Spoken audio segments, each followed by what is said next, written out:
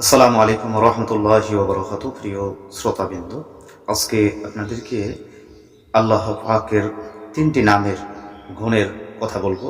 এই তিনটি নামের বিশেষ যে গুণ রয়েছে, প্রথমে আপনি যদি ইয়া নূর, ইয়া নূর, ইয়া নূর এই আল্লাহ পাকের নামটি ২১ বার পাঠ করতে পারেন।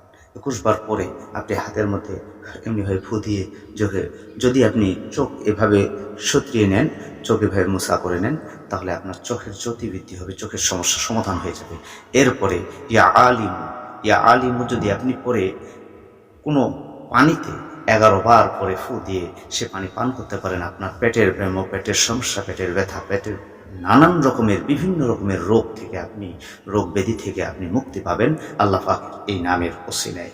এরপরে আপনি ইয়া বাতিনু, ইয়া বাতিনু এই আল্লাহ পাকের নামটি যদি আপনি ২১ বার পাঠ করে, ২১ বার পাঠ করে হাতের মধ্যে ফু দিয়ে এভাবে মাথা যদি আপনি সতরিয়ে নেন, মাথা মোছা করে নেন, তাহলে আপনার মাথার ব্যথা বেদনা, মাথার সমস্ত রকমের সমস্যা থেকে আপনি মুক্তি পেতে পারেন আল্লাহ পাকের নামের ওসিলায়।